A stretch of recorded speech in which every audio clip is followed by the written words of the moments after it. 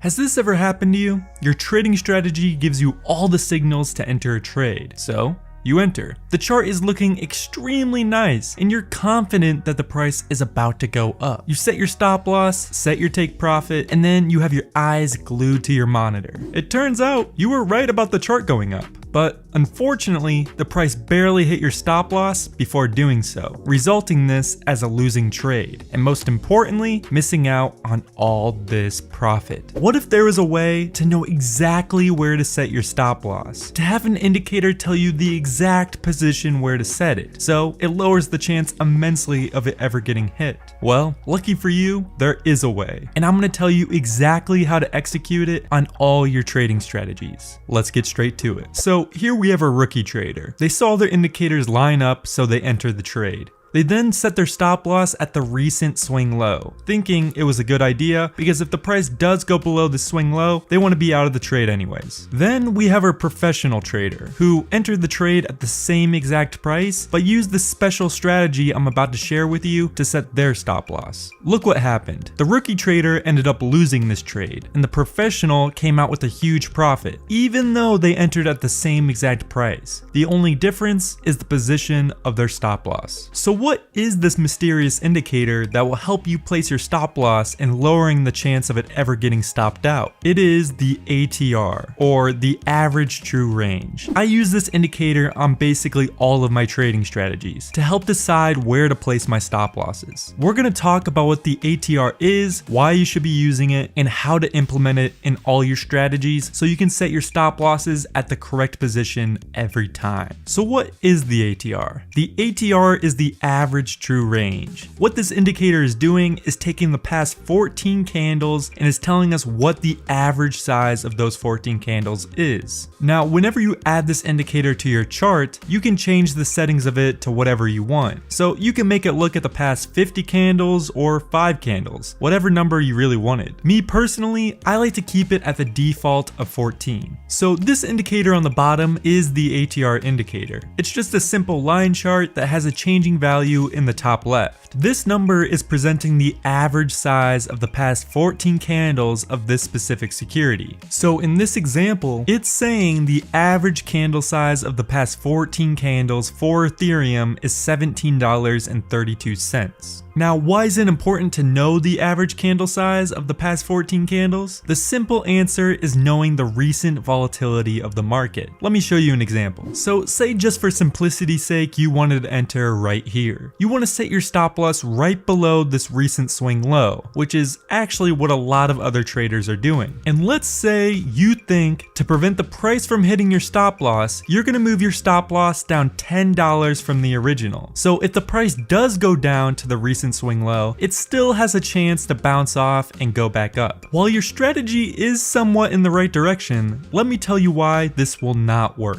Every crypto, every stock, every currency is going to have different amounts of volatility. So Bitcoin is going to move up and down a lot more than a blue chip stock like Apple. You don't want to be moving your stop loss down the same amount for crypto as you would a blue chip stock, considering they are two completely different markets and have way different price movements. Depending on what you're trading, your stop loss might have to be larger or smaller. Same goes with different time frames. Here you can see the average candle size of the past 14 candles for Bitcoin on the 15-minute time frame is 300. But if we move to the daily time frame, the average candle size is 2800. So this is a perfect example of why you need larger stop losses on higher time frames compared to smaller time frames. You also want your stop losses to be as effective as possible, like this. So let's say we know there's a great probability that the price will fall a lot if it goes below this line. But we also know that we have to take volatility into consideration. So we will say the price can go below this line, the amount of an average candle from the past 14 candles. But we don't want to just guess the average size, because if we do any more than what the actual size is, that's just wasting extra money. We want our stop loss to be as precise as possible. This is where ATR comes into play. First things first, get on your chart platform. I use TradingView, I'll leave a link in the description. Go to the indicators tab and type in ATR for average true range. This will put the ATR on the bottom of your screen. Now, it's also important to note, this value in the top left will change based on where your cursor is. So if you have your cursor in the middle of the chart, it's taking the past 14 candles to the left of that line. So when reading the ATR, make sure your cursor is all the way to the right of the price or off the chart completely. In this example, this number is the average candle size from the past 14 candles for Ethereum. Once you find where you want to place your stop loss, say this recent swing low for example, instead of dropping your stop loss a random amount below that level, you should be taking volatility into consideration. So what you do is take the price of the level of where your stop loss is and subtract it with this ATR value. So in this example, our stop loss level is at 4,339 and our ATR value is at 16.02. So what you do is take the 4,339 and subtract 16.02 from it, giving us 4,322.98. This is the new level of where we're going to be setting our stop loss. So all you have to do is move our stop loss from the old value to our new value. So yes, we do have a larger stop loss, but that's the whole point. We don't want to get stopped out because the market is more volatile than we thought. Let's do one more example. So here we set our stop loss at the most recent swing low, which is at $310.75. We then see what the ATR value is, which is 2.58. We then do 310.75 minus 2.58, which equals 308.17. 308.17 is where we will move our new stop loss to. If you use this strategy for placing your stop losses, it's pretty safe to say your stop losses won't be hit as often, resulting in more winning trades. For all my strategies where I say to set your stop loss for a certain point, you should be adding the ATR to it to give it that extra amount of room for volatility. It will help your strategy perform so much better. Try it with this strategy, where I made 130% return in just 2 months of trading with it.